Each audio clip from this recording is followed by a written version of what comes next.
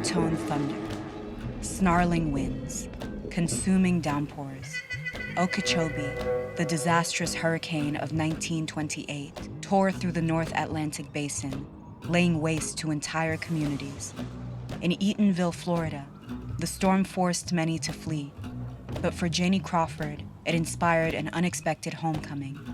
Janie's return begins Their Eyes Were Watching God, Zora Neale Hurston's acclaimed novel about a Black woman's quest for love and agency in a time that sought to deprive her of both. When Janie arrives back in Eatonville, her arrival is shrouded in mystery. Her neighbors and friends are quick to gossip about her reappearance, her finances, and most importantly, the whereabouts of her missing husband. But only Janie's friend Phoebe gets to hear the whole story. Over the course of a conversation that spans most of the novel, Hurston untangles Janie's life story, from her complicated childhood and her life in Eatonville to her scandalous departure and the shocking events that followed. The specifics of Janie's story are often larger than life, but many of the book's details reflect the incredible experiences of its author. Zora Neale Hurston was raised in Eatonville, one of the first planned and incorporated all-Black communities in America. Like Janie, she also left Eatonville abruptly, traveling first to Jacksonville and D.C., before eventually moving further north. In New York City, Hurston studied anthropology and became a renowned author in the Harlem Renaissance, a cultural, literary, and artistic movement that's still considered a golden era of Black artistry and creativity. Here, her work garnered enough support to fund research trips through the South, where she collected stories and folk tales from Black Americans. By 1937, her fieldwork had taken her all the way to Haiti, where she wrote most of Their Eyes Were Watching God. Hurston drew on all these experiences for the novel, incorporating folkloric elements alongside her own family and romantic history to bring readers into the intimate spaces of Black Southern life. She uses regional phrases and sayings to capture the dialect of her Floridian characters, and the novel's omniscient third-person narration allows Hurston to unleash her poetic prose on everything from birdsong, architecture, and fashion to her characters' deepest feelings and motivations.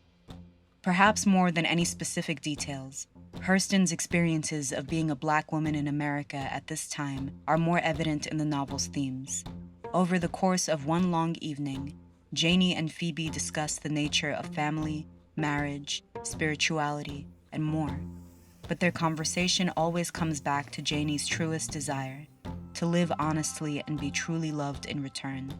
As a teenager, Janie resents an arranged marriage, despite the safety it offers her and the wishes of her loving grandmother. When her family becomes well-respected in Eatonville, she struggles with the judgmental eyes of strangers and a husband who wants her to be something she's not. Throughout her life, Janie frequently feels she's at the whim of natural and spiritual forces that can shift the course of her existence without warning. And when she finally does find true love, these unknowable powers continue to act on her, threatening to destroy the life she's so painstakingly built. The story takes place during a time where women had little to no agency, and Janie's life is full of complicated characters who demand different kinds of love and submission. But despite the loneliness of her situation, Janie navigates these trials with defiance and curiosity. Her questions and commentary push back in subtle, clever ways. And as the reader follows Janie's journey from childhood to middle age, her confidence becomes infectious. Just like Hurston, Janie defies the restrictive expectations for a woman in her time. Early in the novel, Hurston writes that there are years that ask questions and years that answer, suggesting that life can only truly be understood by living it. But through her empathetic storytelling, Hurston invites us into Janie's life, her life, and the lives of so many other women. Dive into another sumptuous exploration of time and place with our video on the 1982 Nobel Prize-winning novel, 100 Years of Solitude.